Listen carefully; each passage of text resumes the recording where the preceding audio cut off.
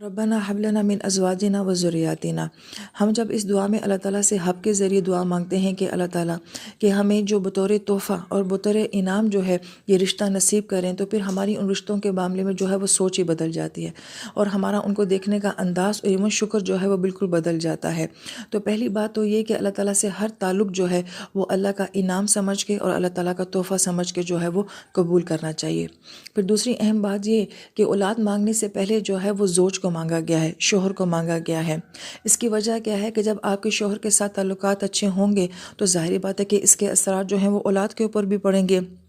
لیکن یہاں پہ بڑی پیاری بات مفسر کرام یہ فرماتے ہیں کہ میاں بیوی کا تعلق جو ہے وہ پہلے خوبصورت مانگا گیا ہے۔ اس کی وجہ کیا ہے کہ جب آدم علیہ السلام اور اماں حوا، یہ دنیا کا پہلا رشتہ ہے جو کہ آسمانوں پہ بنا تھا۔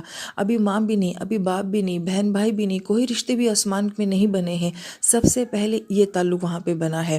اس کا مطلب ہے کہ ایک خاندان کی بنیاد، ایک گھر کی بنیاد جو ہے وہ اس رشتے کے اوپر بیس کرتی ہے۔ جب اللہ تعالیٰ ہمیں جنت سناتے ہیں تو وہاں پہ ماں باپ کا پیار تو نہیں سناتے، وہاں پہ اولاد کا پیار تو نہیں سناتے، اللہ تعالیٰ وہاں پہ تو ہمیں حور سمجھاتے ہیں، ٹھیک ہے، اور ایک مرد کے لیے حور کیا تصور رکھتی ہے یہ ہمیں وہاں پہ بتایا جاتا ہے۔ تو اس کا مطلب ہے کہ زندگی کی خوبصورتی کا تعلق، زندگی کی حسن کا تعلق جو ہے وہ اس ریلیشن کے اندر ہے، یہ ہماری فطرت میں ہے، یہ ہماری نیچر کے اندر ہے۔ لہٰذا اس لیے اسلام جو ہے وہ شادی کو بہت پروموٹ کرتا ہے کہ جو ہی بچہ بچی بالغ ہو جائے تو انہیں ایک گھر چاہیے، انہیں ایک رشتہ چاہیے جس سے وہ اپنی بھرپور محبت کا جو ہے وہ اظہار کر سکیں۔ لہٰذا اس رشتے کو جائز اور حلال طریقے سے مانگنا یہ بہت ضروری ہے۔ پہلی بات تو یہ کہ اس کا زندگی میں آنا جو ہے وہ حلال اور برکتوں کے ساتھ ہو اور سب کی رضا اور خوشی کے ساتھ ہو۔ پھر جب یہ آ جاتا ہے تو دوسری اہم بات یہ ہے کہ اماں اور حوا کے درمیان میں جدائی کس نے ڈالی تھی؟ شیطان نے ڈالی تھی۔ اور جب اماں حوا اور آدم علیہ السلام کو زمین پہ اتارا گیا تھا تو سیم ٹائم جو ہے وہ شیطان کو بھی زمین میں اتارا گیا تھا۔ لہٰذا سب سے پہلی دشمنی جس رشتے کے اندر ڈالی گئی ہے وہ میاں بیوی کے ڈالی گئی ہے۔ لہٰذا جتنی مشکلات اس رشتے میں آتی ہیں باقی رشتوں میں نہیں آتی، جتنی ایڈجسٹمنٹ یہاں مشکل ہوتی ہے کسی اور معاملے میں نہیں ہوتی۔ اور ہم یہ دیکھتے ہیں کہ جتنا غصہ یا جتنا ایگریشن یا ہمارے رویوں میں کمی جو ہے وہ اس ریلیشن میں ہوتی ہے کسی اور میں نہیں ہوتی ہے۔ وجہ کیا ہے؟ ٹارگٹ شیطان کا یہی ہے کہ وہ براہ راست جو ہے اس کام میں انوالو ہوتا ہے۔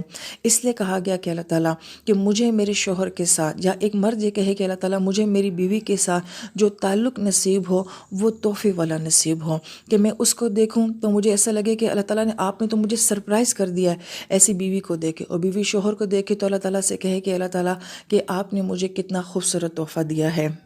اور اس دعا کا خوبصورت پہلو یہ ہے کہ یہ سورہ فرقان کے آخری رکوع میں آیا ہے، اور اس رکوع کا نام عباد الرحمن ہے کہ رحمان کے بندے کیسے ہوتے ہیں وہ اس رکوع میں بتایا گیا ہے۔